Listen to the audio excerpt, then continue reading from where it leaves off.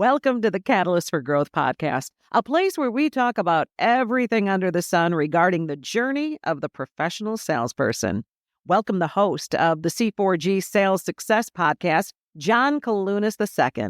Take it away, big guy.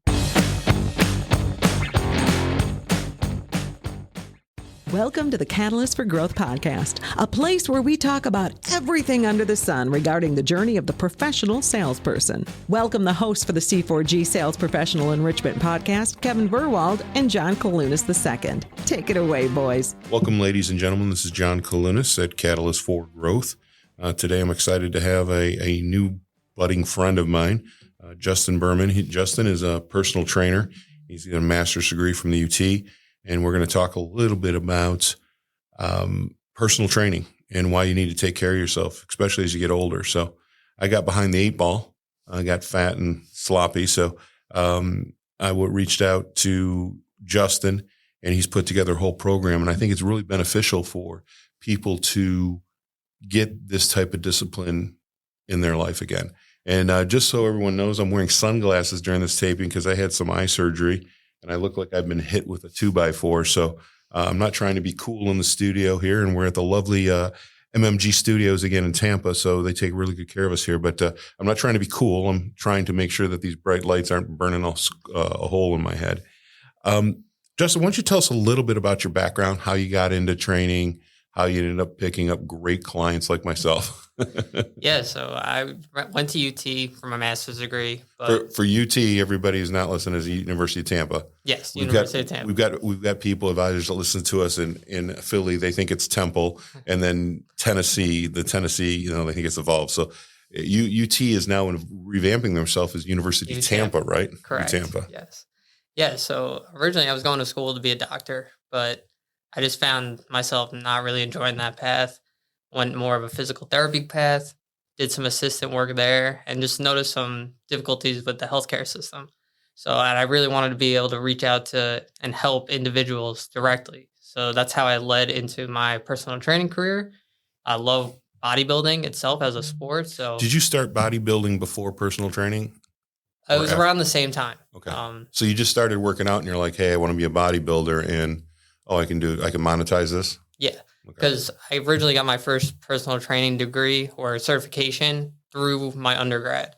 So one of my performance classes, they're like, here, you get your NASM certification for free through the school. So then that led me to just find a job to make some extra cash on the side. I was like, this is pretty cool. I want to start bodybuilding because I love the sport. I was watching it. I went to the Olympia in 2020. What's your walking around weight right now? I'm around 168, 170. You look pretty big. What is your weight when you compete? When I compete, I'm around 155. It is insane to watch these guys at the gym I go to. They come in, some of them are as big as houses. That one guy lifts mobile homes for a living or something. I don't know. He's a monster.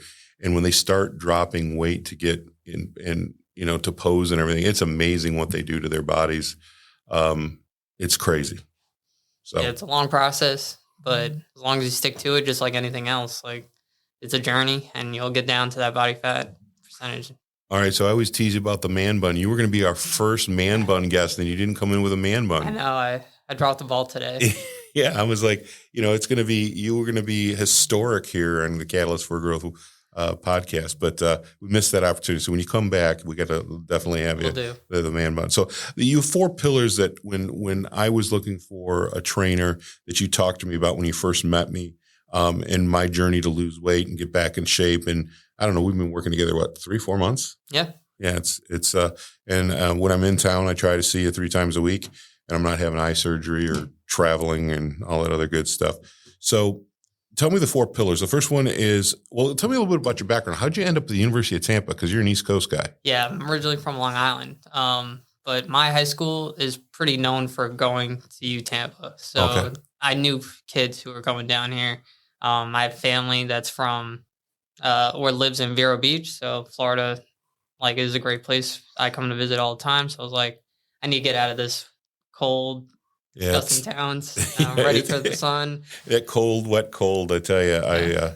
I've got a trip coming up to New York here now, and it's going to be a cold one. That's for sure. So let's go to these pillars. Nutrition is the first pillar. Absolutely. Okay. So let's talk about why that is so important. Yeah. So nutrition is going to be the base of everything that you do when it comes to fitness. Like if you're not fueling your body to your goals, all the work that you do is going to go down the drain and you're going to be stuck at where you're at. So whether you're trying to gain weight or lose weight, you need to tailor your nutrition to that. That includes calories, your macronutrients, your protein, carbs, fats, some supplementation, fiber, monitoring alcohol. What does alcohol do? Because you're talking to brokers right now, and that's one thing is every broker has pretty much a hobby of having alcohol. Yeah. So we do a lot of red wine dinners and red wine and steak dinners. And when you told me the steak dinners are okay, it's just you can't have all the good stuff on it. Yeah. You can't have the melted butter and the blue cheese and all that other stuff. But what does alcohol do when it's consumed? So alcohol is almost like its own nutrient. It has a different amount of calories, so it's about 7 calories per gram. And it's almost like a poison to the body. Your body's always going to work to break it down through your liver before doing anything else, like when it comes to your fitness goals, whether it's losing weight or gaining weight. You're not going to be able to go through these processes without breaking down the alcohol first.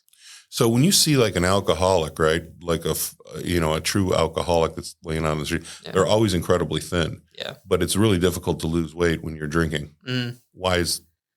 Well, most of the time they're prioritizing the alcohol, not their nutrients. So Gotcha. all their money is going to the alcohol. So that's where there's some nutrients. Like I said, it does have some calories, so it's sustaining them in some way. Does it break down into sugars? Yeah, Alcohol? it's alcohol, sugar. But yeah, it will break down through the liver as almost like a poison. So all of the brokers that are trying to lose weight, what's the maximum amount of drinks they should have in a week? You got to give them something. Yeah, if you're going to indulge a little bit, I would say 3 drinks per week. 3 total, not 3 in a night. Not 3 total. Not 3 doubles in a night. Okay, we got to talk about that because it's obviously where I'm making a mistake. So talk about the importance of proteins, because I know one of the things that you really pushed on me. You gave me an app, and what's the name of that app? It's Kailunas, yes. Yeah. It's close to my last name, and I wish I had some ownership rights in it, but it does everything for you. It really tracks a lot of the proteins, and why is that so important? I found out when I was eating, right, that I wasn't getting enough protein. Yeah. I was getting enough calories and enough fat, but I wasn't getting enough protein, and it's really tough to get protein. Yeah. You got to make it a conscious effort. So why is that so important? Yeah, so protein is built of amino acids. So that's what makes your muscle. So we need to make sure that we're sustaining our muscle mass and trying to build it as we're going through your fitness journey. It's also going to keep you full throughout your eating. So it's going to inhibit you from eating extra carbs and fats. And that's what's going to help you drive through that progress. So the more protein you eat, the healthier you're going to be. All right. And then what are the good, there's good and bad fats. So yeah. I think that's something that in America, we're completely clueless about. What are some of the good fats and why, and bad fats that we should stay away from? Yeah. So we want mostly fats from whole foods, avoiding high cholesterol, but not all cholesterol is bad. So things like meats and eggs are really good. Grass-fed butter within reason. Some peanut butters, it's really more about the amount of fat we're having, because a lot of people have success with things like carnivore diet, where it is very high protein, high fat. Yeah, there's one gentleman in the gym that we both like, and he's always talking about the carnivore diet, and I looked at it, and it's pretty wild. Yeah, I wouldn't say it's for everyone, but if you can sustain it and you get results from it, that's great. He swears by it. Yeah, he swears by absolutely. All right, let's talk about actual training. Yeah. That's the second pillar. Talk about training and, lifting versus cardio, why you need both, and why most people just tend to do one or the other. Yeah. So there's just a misconception. A lot of people are just scared to lift weights, but we definitely need both. So when you're lifting weights, that's what's going to help you sculpt the body that you're looking for. That's why, as a sport, they call it bodybuilding. You're building the body you want. So you train the muscles that you want to prioritize, whether, maybe you want more upper body, maybe you want more lower body or abs, but you have to train that in order to get it. Cardio is going to be more dialed in with your nutrition, going to help you with your fat loss goals. That could be anything from, going out on a walk, walking on the treadmill, riding a bike. These things are just going to help you with your energy expenditure so you can burn more calories. It also has a heart health benefit. In the training, you say progressive overload. Explain what that means. Yeah, so essentially it's just instead of just telling everybody you got a master's degree in this shit. Tell progressive overload. What does that mean? Just essentially over time, we're just basically trying to get stronger at the workouts that you're doing. So say you're doing dumbbell press. You want to be able to do more reps or more weight over time. Doesn't have to be super fast or we're trying to bench 300 pounds by tomorrow from 100 pounds. But if you can start at 100 pounds and you do 10 reps, maybe you can get 11 in your next workout.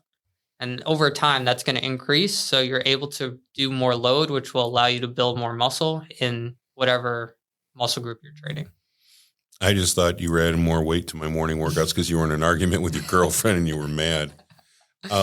So the name of your company is Built by Berman, right? Yes. Okay. And Justin Berman's your last name. So let's talk a little bit about energy expenditure. And how all of this, the training, both cardio and the weight training, increase energy. Yeah. So because you always hear, the excuse, I'm gonna work out, I'm gonna be tired. Yeah. You should be tired after your workout, but over the course of your day, I know I have more energy in the afternoon. I usually work out with you at like 7:30 or 7 to 7:30, 7:30 to 8, whatever it is. And I know that the afternoons, after I work out with you, I feel much better. I never feel good leaving the gym, but that those afternoons, I feel much better than the days that I'm not with you because of the fact that I start getting sluggish at 3-4 o'clock, whereas I have a lot more energy in the days that I work out. Why is that? Well, you get a lot of endorphins from when you're lifting. That's what gives you might feel tired right after, but it gives you a sense of euphoria. So that's going to help you get a little more energy out of your day. I might call bullshit on that. I'm not euphoric when I'm lifting, but so those endorphins, right? Those are what's keeping you, pumped up, happy. It seems to last through the day after there's a discipline and you're doing it consecutively, right?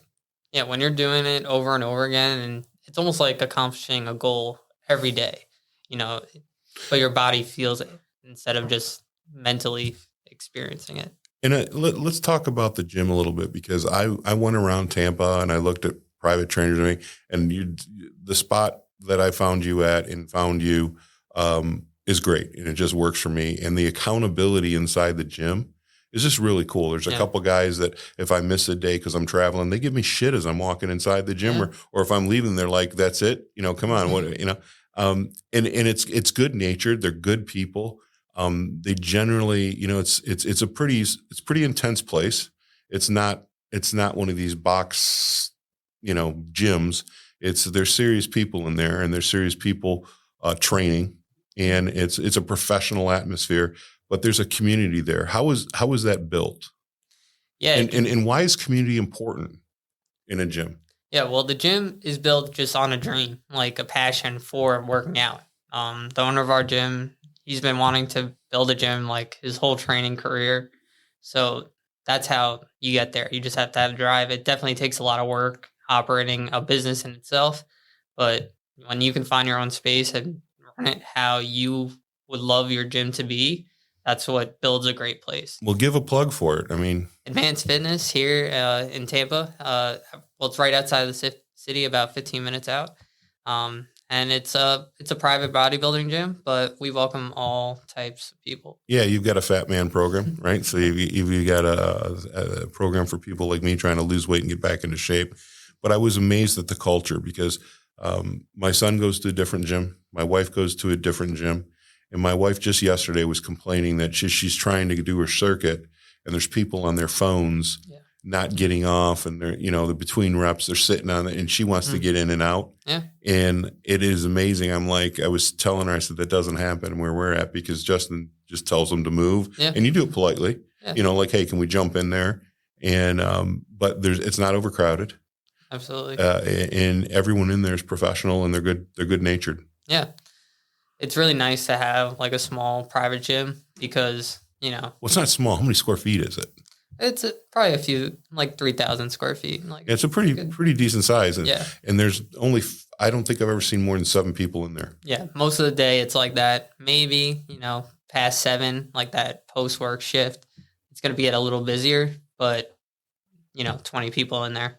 How do you determine, when you're looking at a gym and you're trying to get into shape, right? How do you find that right culture and that right place for you? Because I would go nuts at my wife's gym. Yeah. I don't have the patience. You know me, I want to come in, do my stuff and go because I've got a very busy schedule. I've got other things I want to do in my life. I know this is important. I got to dedicate time to it, but I'm not going to be a slave to it. Right. So I want to come in and do it. Where my wife does probably half the amount of lifting I do rep wise. I'm not talking about the weight. Yeah. But it takes her twice, maybe 3 times as long because she's waiting for equipment. And I'm not gonna make fun of it, but it's a big box. Yeah. It's a big box name that everyone knows. It's orange in its logo. So just so you give everyone a hint. But how do you sense that culture?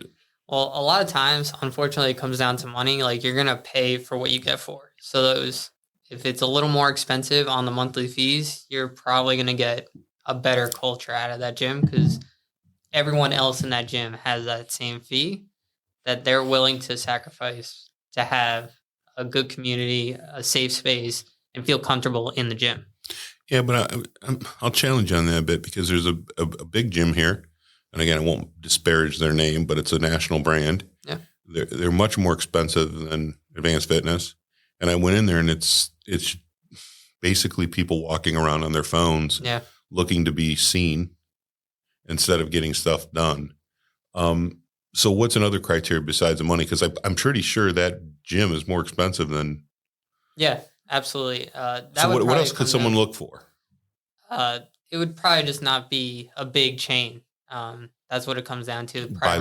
Buy local? Yeah, local ownership, people who really care about the culture of their gym. Well, there's something about buying local too. I always try to do that.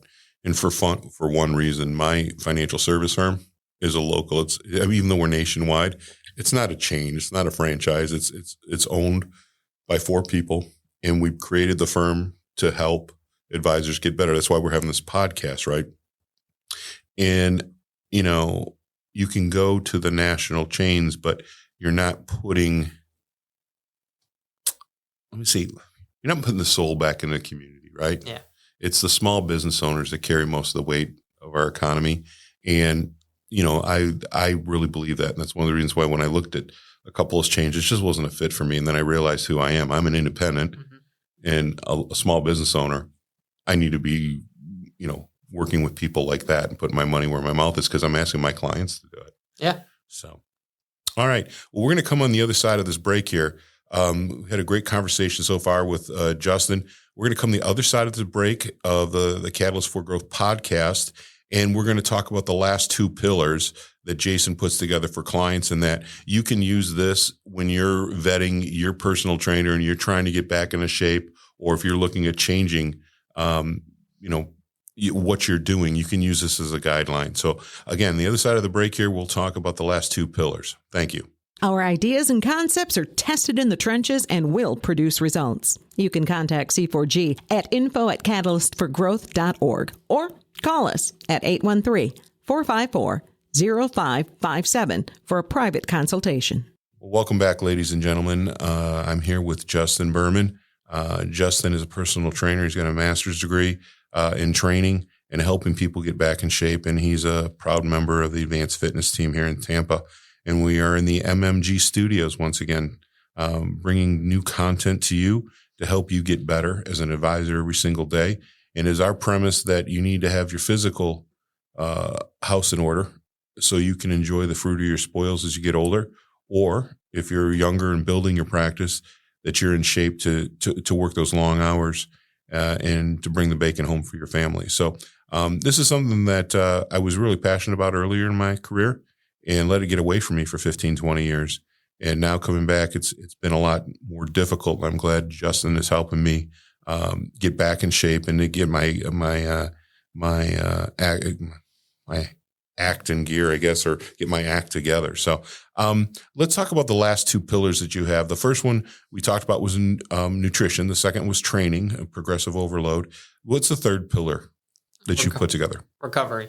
So that includes sleep, getting rest from your workouts, taking rest days, and just making sure that your body is primed to continue putting in this work every single week. All right. You say managing stress, you've told me, yeah, and neurological fatigue. First of all, managing stress. How do you do that? Because I tell you what, I got a ton of it. Yeah, big thing is just knowing when to take a step back. Something I love to do is just, maybe just going on a 5-minute walk, put your phone down, take in the environment and just reflect on what's going on. Try not to be overbearing on yourself and just take the time to take those deep breaths and relax. What about self-talk, positive and negative? Positive self-talk is very important. That definitely goes along with it. So just boosting your self-esteem can really push you towards any goal that you're trying to achieve.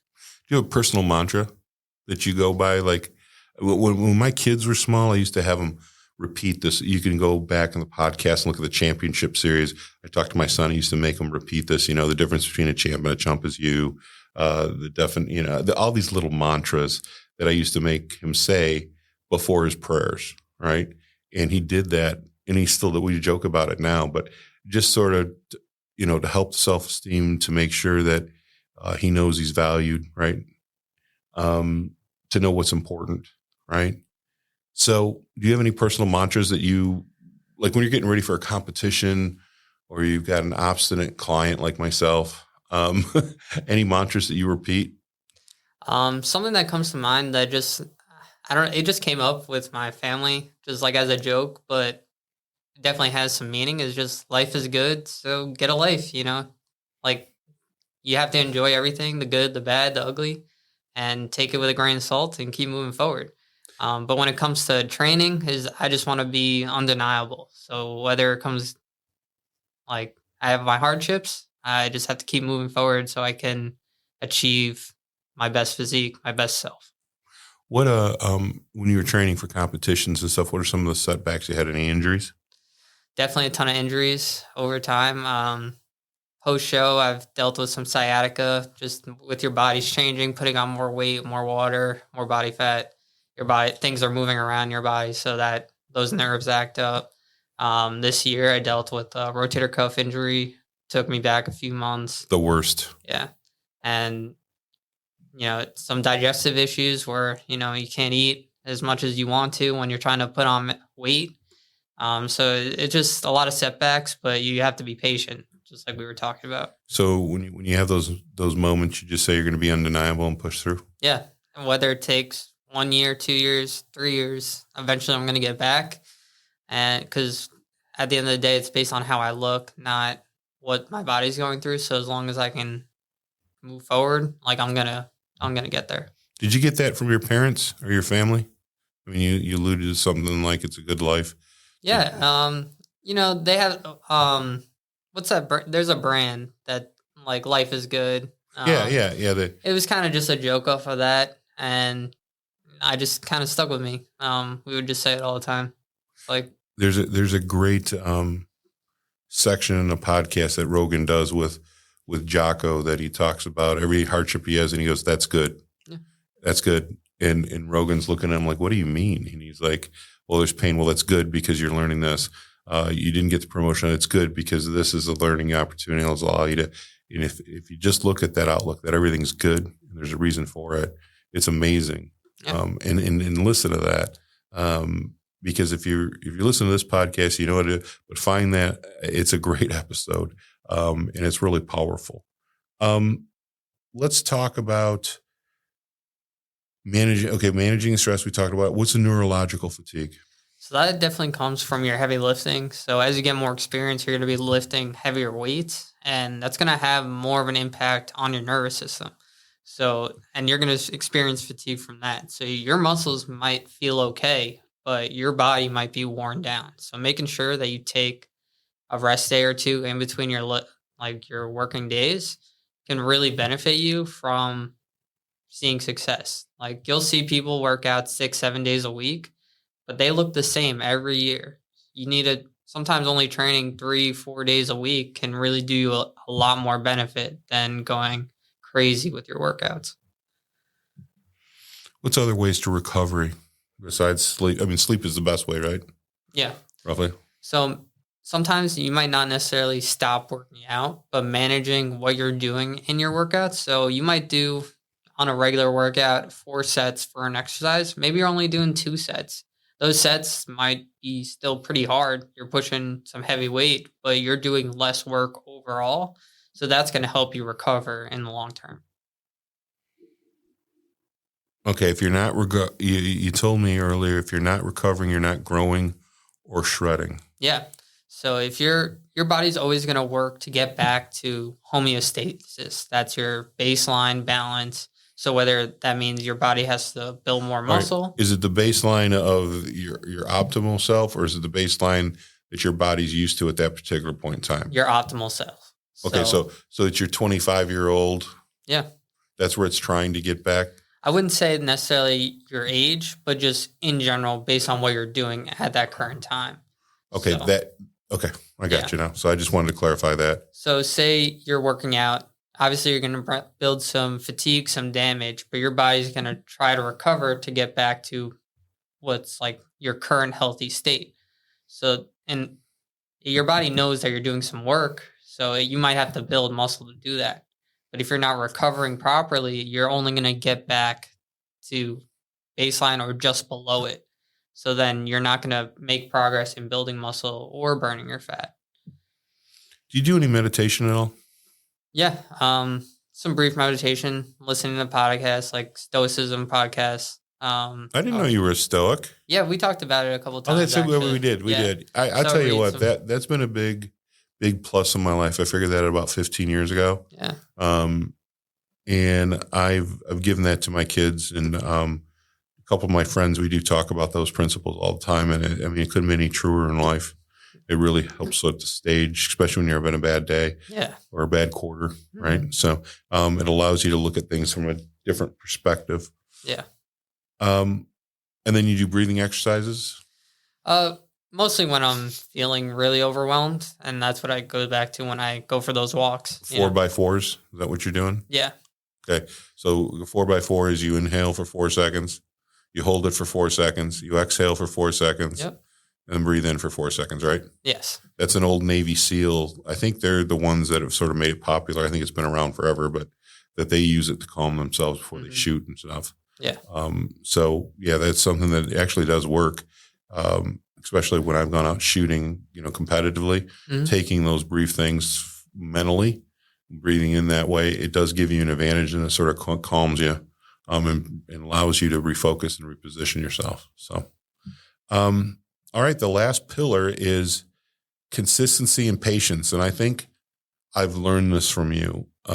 This is the last pillar you gave me, and it sort of tells me a lot about your philosophy and how you're helping me, and what you're trying to do. So let's talk about that.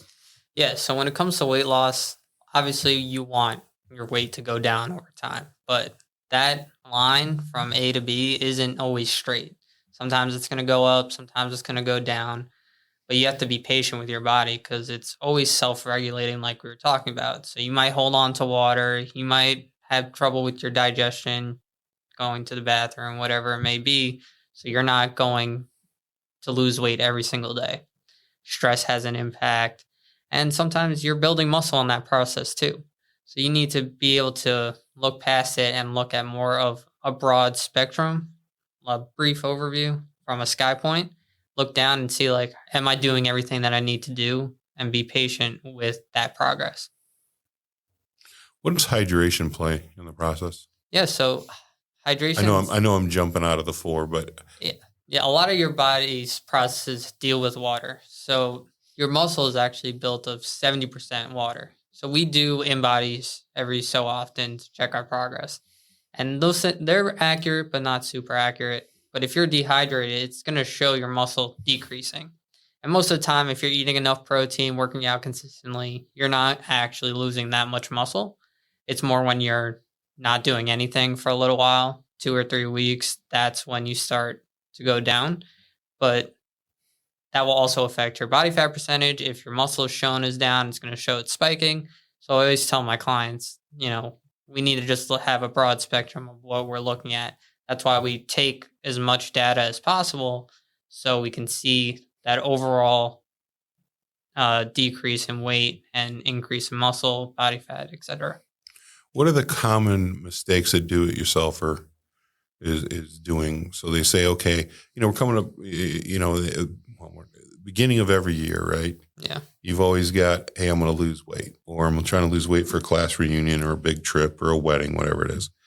And people say, I'm going to lose 25 pounds. What's the biggest mistake they make when they try to do it themselves? Trying to do too much too fast. Most of the time, yeah, you can do a big decrease in your calories right away, but most of the time you don't necessarily know all the calories that you're intaking because you're not tracking what you're eating. Your eating's pretty sporadic. You're not eating the same things every day, so you don't know how much you're eating. So most of the time you have to figure that out first and then start decreasing. And then most people want, like I said earlier, they want to work out 6-7 days a week trying to burn everything off, but your body's not recovering. So you need to take it slow, see where your baseline's at, and just try to increase more weight or reps over time, slowly decrease your calories and increase your cardio over time and balance that out, seeing what your body can actually handle. Because you might only need to do one set of decrease of calories and you'll lose weight for a good while. It just depends how your body responds. And what about people that they hate cardio or they hate leg day or, there's always something you don't like in a workout. How do you get over that stuff mentally? Well, it depends what you're doing, because most of the time with cardio specifically, everyone thinks running, where like I have to run on the treadmill. Most of the time you really only have to walk. So it's just dedicating that time to it, listening to a podcast when you do that, occupying yourself during that time. When it's leg day, a lot of times you just have to do the exercises that you want to do. And that's what it comes down to. Not every workout or exercise you have to do, but you should have a balanced workout where you're hitting some upper body, some lower body, and finding what works for you. Just trying to get over that mental hump of doing it and dealing with that first initial soreness. After a while, you shouldn't be getting super sore if you're not overtraining. How do you overcome that? So if you are sore, is it it's the recovery process, right? Yeah. You need to focus. Do you take a day off or do you? Yeah. If you're sore going, like you say you have legs and you're still sore, you probably shouldn't be working out. Like do a different body part, find something that you can do, or just take that extra day to rest. In that beginning period, it's going to be tougher on you, but you shouldn't be pushing super hard in the beginning anyway. You need to find that baseline, ease into it. Once your body realizes, oh, we are doing this thing, working out, I need to prepare myself for the next time. I need to recover. I need to eat. As long as you're eating the food, getting your good night's sleep, managing your stress, by the time that next workout comes and you're not super sore, you're going to be better after that workout because your body knows how to handle that type of stress, that physical stress. Why is it important for people to have their physical health together in financial services or any professional endeavor? Why is it important from your perspective? It's going to give you more longevity. You're going to be able to do what you need to do, whether it's for your business or your health or your enjoyment, longer in life. When you have more muscle mass on your frame, you're going to be better off if you ever deal with cancer, because your body with cancer breaks down all cells. So if you have more muscle, you're going to maintain your weight much longer and be healthier during that process. As you get older, your bones are more frail. Muscles deal with calcium as well because it deposits with your bones, and you're going to deal with falls better. So it's just going to give you more time and more longevity for everything you want to do in life. I think the other thing it gives you is confidence. Absolutely. Yeah, you feel good, you look good. When you're dealing with people's finances and you're confident in your ability, prospects, clients can understand when you're not sure yourself.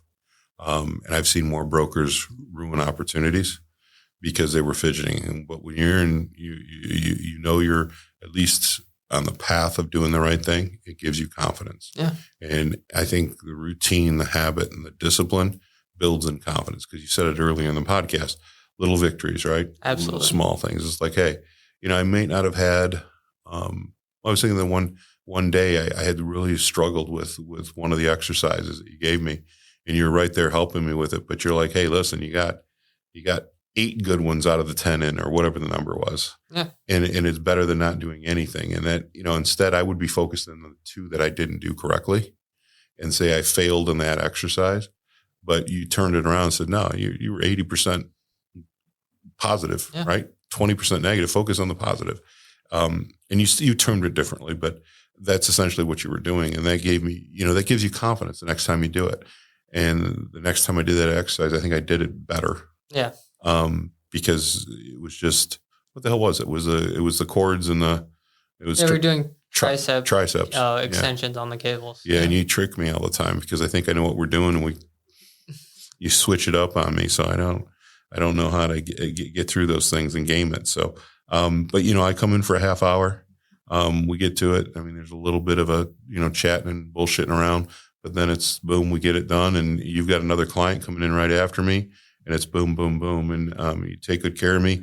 When I've had problems with, like one day I had a problem with my right knee. It was really bothering me when we were doing legs, and you just switch the exercise around. It's credit to your professionalism and your ability to understand the situation. And we switched machines, and, I got my workout done. And then the next time we did legs, I was back on that machine, and I didn't have the problem with the knees. And it was like, okay, now I get it. That built trust between you and me. And probably also saved me from a knee operation. It's tough when you're getting old. So what are some of the things that people should really look to? Are there websites that they can go to? How do they contact you? What can they do to start this journey? Most of the advisors, and I know you don't know this world, but most of the advisors are 60 years old, stereotypical, or white guys, out of shape. There's one factor of our culture that is very in shape, and they take care of themselves, and I applaud those brokers. And then there's probably 2/3 like myself who just let it slip away. How do they go about starting? Where do they get good information? How do they contact you? Yeah, good information. There's a ton out there, but you can be deceived by what's not amazing. A lot of times, if you spend any moment online, it's a pill that can solve your life. Absolutely. And it'd be a lot easier just to write a big check and get taken care of. And we've got all these diabetes drugs that people are using that I just don't. That's just not the way to do it, in my humble opinion, and yours, I guess, as well. So how do we go about getting people on the right track? Well, first, it just comes down to, go to your doctor, make sure all your blood work's good, you're cleared to exercise. And then when it comes to workouts, I think I'm a great resource. You can find me on Instagram at Big Body Berm, or reach out to me at Big Body Berm. Yes, sir. And my email's builtbyberman@gmail.com. I'm happy to give anyone advice or a free consultation. And Berman is spelled Berman, correct? Yes. But a lot of the things that we see are much overcomplicated than they have to be. So keeping it simple is always going to be better. You want to keep the foods in that you enjoy, just monitoring the amounts, pick exercise that you enjoy, slowly increase the weights, make sure your form is good, and look for if you can't reach out to me, find someone with higher education, because anyone can get a certification online. It's not as regulated anymore. So. It says there's a whole bunch of certifications. You become a trainer in a weekend by going to a class. And it's like, I really did a lot of research before I walked into your place, and felt very comfortable. I met with the business, Todd, I don't know what his official title is, but met with him. And interesting, I didn't even meet you. He just said, this is your guy and this is why. Mm-hmm. And, when we met, it's been a good experience for me, and you're very good at what you do. Appreciate it. and I appreciate you, how you're helping me and getting my act back together. So website again, or excuse me, email again? builtbyberman@gmail.com. All right. This is another great episode for Catalyst for Growth. I'm glad that Justin could come in and spend time with us today. You can see more of our episodes on your favorite platform. We cut them every single week. We have bonus episodes. There's a great section there by my son who did championship series of helping kids become better. He's got his master's degree, is working on his doctorate, and he's done an outstanding down in a four-part series. So you go to the website, catalystforgrowth.org, and you can get them there and get them on any podcast. Appreciate you, Justin, being on today. We didn't even make fun of Omar. We didn't even make fun of Omar. So, maybe I'll edit something in, a good insult or something. Omar's something about the Cowboys. Exactly. Omar's a trainer that gives me a lot of crap when I go into the place. So he's a good guy. But no, appreciate you and everything you're doing for me. I appreciate you coming here and spending time with our listening audience. So let's have a great week, folks. We got another drop coming next Wednesday. Hey, thank you for your time today. We will have another content-packed session posted next week. Please check our website, catalystforgrowth.org, for our legal disclosures on the bottom of our homepage, if you're into that sort of thing. Hey, thank you for your time today. We will have another content-packed session posted next week. Please check our website, catalystforgrowth.org, for our legal disclosures on the bottom of our homepage, if you're into that sort of thing.